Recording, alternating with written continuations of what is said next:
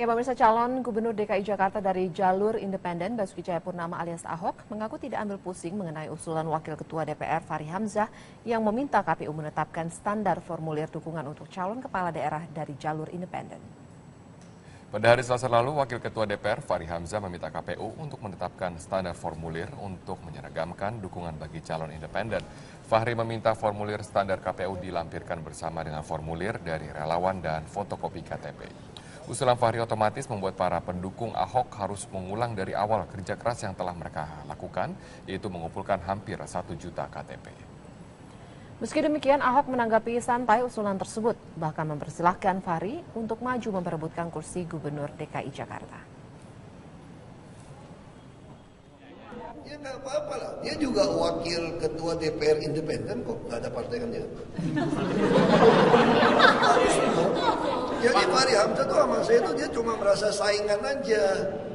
Jangan independen, jangan dia doang dong, masa gua juga independen. Kalau dia kan wakil ketua DPR independen.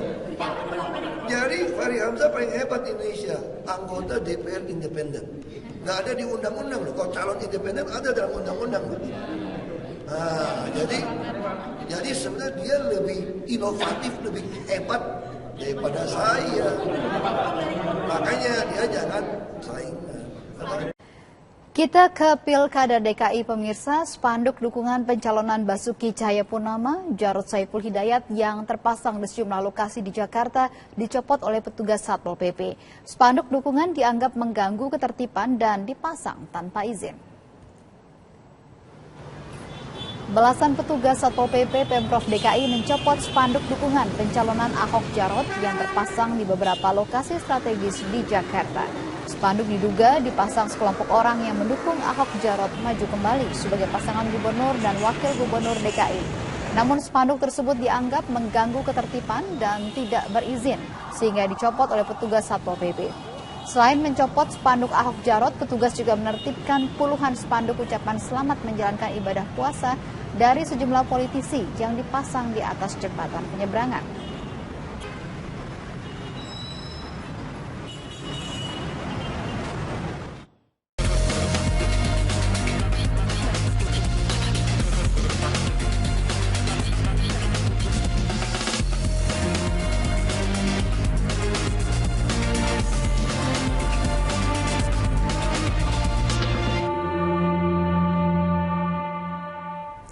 DPR akhirnya mengesahkan Undang-Undang Pilkada. Di undang-undang tersebut ada satu pasal yang jadi kontroversi, yakni pasal 48, di mana pasal ini memperketat proses verifikasi KTP yang menjadi syarat dukungan calon perseorangan atau independen.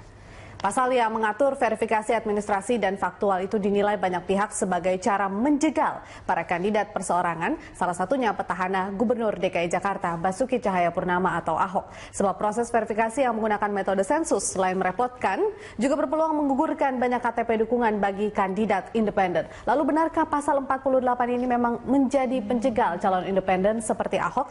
Apa upaya teman Ahok menghadapi Undang-Undang Pilkada tersebut?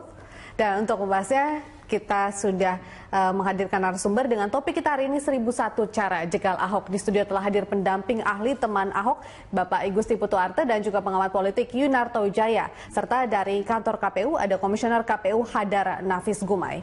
Ya, terima kasih Pak Putuarte dan juga Mas Toto sudah hadir bersama kami. Terima kasih. Ya, selamat malam juga buat Pak Hadar Nafis Gumai yang bergabung bersama kami dari kantor KPU. Kita tahan dulu, kita simak informasi berikut ini.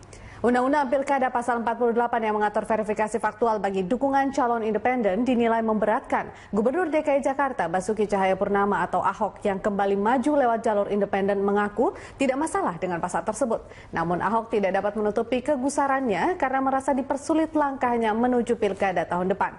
Berikut kutipan pernyataan Ahok.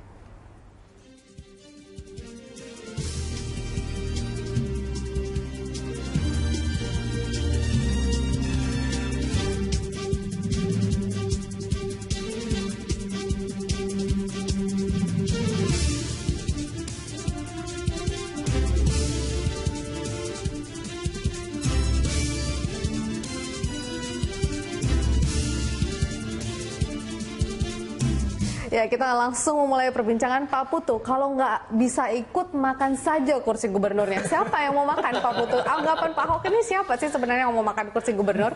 Ya, siapa yang memang dari sekarang ini bersaing gitu kan? Tapi memang aturan ini memang memperberat. Jujur, sebenarnya lebih saya sepakat dengan Pak membuat Ahok, buat kerepotan. kami sih nggak ada soal. Tapi saya ingin mengatakan begini, kalau kita bicara soal bagaimana syahwat DPR untuk memperberat calon independen, itu sejarahnya panjang itu. Jadi sejak awal ketika kemudian ini kan sejarahnya ketika Undang-Undang Nomor 11 Pemerintahan Aceh tahun 2006 itu memberi ruang calon independen, itu kan angkanya di situ 3%. Nah, kemudian muncullah gugatan Undang-Undang 32 oleh salah satu anggota DPR dari Lombok, lalu Rangga Lawe. Nah, direvisilah Undang-Undang 32 itu yang kedua menjadi Undang-Undang 12 2008. Angkanya di situ masih sebetulnya sudah berat. Artinya kalau mau paralel dengan Undang-Undang Pemerintahan Aceh harusnya kan 3%, tapi di situ kan 3,5%. Nah, kemudian muncullah ketika undang-undang ini diubah menjadi Undang-Undang Nomor 8 tahun 2015, diangkat lagi, kemudian menjadi angka 6,5% sampai 10%. Dan pembahasan kemarin kan mau naik lagi jadi 15%. Jadi sebetulnya memang nggak ikhlas DPR. Tapi hak inisiatif itu kan bukan datang dari DPR, tapi karena terpaksa karena MK yang mengesahkan itu. Tapi ini artinya untuk menjegal calon independen, atau ini adalah bagian dari 1001 cara menjegal Ahok? Ya, salah satu kita curigai juga mungkin Ahok akhirnya jadi korban. Tapi ketika pasal 48 3 hari itu sebetulnya pasal itu tidak cerdas itu menurut saya gitu. Karena sudah ada waktu 14 hari, biarlah KPU yang mengatur. KPU yang mengatur sehingga fleksibel, karena jangan bikin undang-undang yang Jakarta sentris. Kalau di Jakarta 3 hari mendadak kan bisa dekat. Bagaimana kalau di Papua satu tempat dengan tempat yang lain bisa 2 hari jalan kaki itu untuk mendatangkan orang. Atau Maluku Utara harus perlu pakai sampan, perlu pakai boot segala macam. Maka saya kira ini juga agak berlebihan. Nah, sekarang itu tugas KPU kan menjadi sangat berat, KPU di daerah terutama. Karena sebetulnya bagi calon tidak ada masalah, yang terjebak itu KPU di daerah. Mereka harus bekerja maksimum di 9 hari pertama itu untuk memastikan semua jalan. Lah kalau kemudian logistik tidak siap, anggaran tidak cukup, verifikator tidak cukup, terlalu banyak kemudian yang tidak bisa ditemui. Nah, akhirnya kan jadi, artinya di daerah semakin sulit lagi sebenarnya. Betul, kualitas. Kalau di Jakarta sendiri bagaimana untuk teman-teman Ahok? Buat kita nggak ada masalah, karena kita sudah bisa, ya artinya mau dijegal sebelum dijegal pun sebenarnya kita sudah punya rumus untuk melawan penjegalan itu gitu kan. Kita percaya diri lah, seperti Pak Ahok bilang, nggak ada soal buat kita ya. Baik, Mas Toto, Anda melihat ini verifikasi ini mempermudah atau mempersulit sih sebenarnya? Ya, jelas mempersulit. Kalau kita coba lihat tadi sudah dijelaskan oleh Pak Putu ya, bagaimana sejarah jalur perseorangan intinya, tanda kutip seakan-akan tidak ikhlas diterima oleh DPR karena aturan yang semakin memberatkan. Saya pun sebelum berbicara mengenai verifikasi faktual termasuk yang menolak naiknya angka ambang batas bagi dukungan jalur perseorangan. 3% pun kalau kita bicara bandingan dengan negara-negara lain di sistem presidensial yang mengakui jalur independen sudah termasuk berat. Di Amerika Serikat katakanlah untuk menjadi calon presiden saja di masing-masing negara bagian hanya dibutuhkan, misalnya negara bagian besar California hanya butuh 1%. Terbesar Arizona misalnya itu 3%. Itu pun tapi didasarkan pada disebutnya vote cash. Jadi dibandingkan dengan pemilu sebelumnya itu berapa jumlah yang memilih, artinya partisipasi pemilihnya. Di sini didasarkan pada DPT, bahkan sempat ingin dinaikkan ke jumlah penduduk. Itu pun menurut saya sudah sangat memberatkan. Yang kedua, kemudian diatur lagi dengan verifikasi faktual dengan aturan tambahan, kemudian melalui harus diperiksa DPT, lalu kemudian berdasarkan KTP elektronik. Ketika kita menyadari bahwa sistem administrasi kependudukan kita masih bermasalah, belum seutuhnya selesai permasalahan mungkin IKTP karena itu misalnya. Kemudian harus ada verifikasi faktual secara survei yang dia harus dilakukan. Verifikasi faktual, pertanyaan terbesarnya kemudian adalah kenapa di dalam undang-undang yang baru ini kemudian saya tidak mengerti, dan saya harapkan disosialisasikan dengan sangat benar oleh DPR, apa makna 3 hari? Yang itu menurut saya melampaui kewenangan yang sudah pernah ada dalam konteks verifikasi faktual yang ada di PKPU 9/2015, yang itu mengatur selama 14 hari KPU berhak melakukan verifikasi, tergantung bagaimana kemudian mereka bisa mengumpulkan di PPS ataupun menemui. Batasan 3 ini saya belum mengerti apa maknanya, selain menurut saya memang membatasi kerja dan jelas memberatkan begitu kan. Tidak ada argumentasi yang menurut saya cukup kuat. Yang kedua, pertanyaan terbesar adalah secara teknis juga. Kalau hari ini dibahas juga di beberapa media nasional ya, harus didasarkan pada DPT sebelumnya misalnya. Artinya pemilih pemula ini kemudian bisa kehilangan momen untuk menjadi pemilih. Yang ketiga, saya tidak tahu Pak Hadar mungkin bisa menjelaskan nanti, apakah perangkat yang dimiliki oleh KPU dalam konteks ini verifikator, dalam konteks ini anggaran, itu dimungkinkan. Teman Ahok ini jangan main-main loh kalau kita bicara contoh Jakarta, targetnya 1.200.000. Orang awam mengatakan, dengan jumlah 1.200.000 verifikasi faktual misalnya menghabiskan waktu 30 menit sampai 1 jam, berapa lama waktu diperlukan? Berapa banyak verifikator yang perlu disiapkan? Gitu ya? Dan seberapa terjaminnya kualitas dari verifikator tersebut untuk kemudian bisa bekerja profesional? Tambahan dikit saja, yang sebetulnya agak heran ini, pasal ini adalah yang berat itu, kalau tidak ditemukan langsung dinyatakan gugur itu.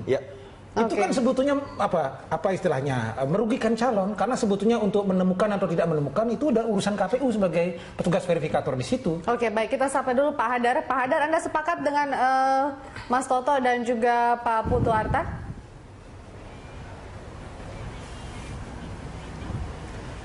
Ya, saya kira kami juga melihat bahwa pengaturan di pasal 48 khususnya tentang pembatasan 3 hari bagi pendukung yang tidak ditemui, itu harus menyatakan dukungannya ke kantor PPS. Prosedur sensus atau prosedur menemui semua pendukung dan masa 14 hari itu sebetulnya sudah kami laksanakan selama ini. Yang baru adalah pembatasan 3 harinya. Nah, ini buat penyelenggara sudah pasti lebih memberatkan.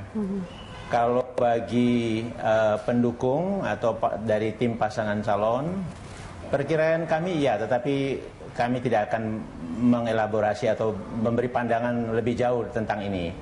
Lebih baik saya fokus tentang kerja daripada para petugas kami. Pak, nanti dalam... Jadi kalau kami nanti menemukan dalam 1 hari kerja...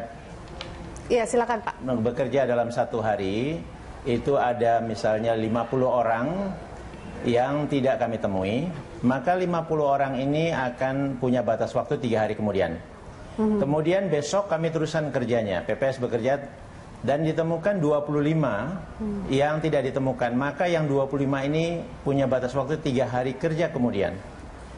Jadi ini menjadi agak rumit ya, karena satu sisi kita harus mencari pendukung, di sisi lain ada juga yang harus standby di kantor untuk menunggu pendukung-pendukung yang tidak ditemui dengan variasi batas waktu yang berbeda-beda.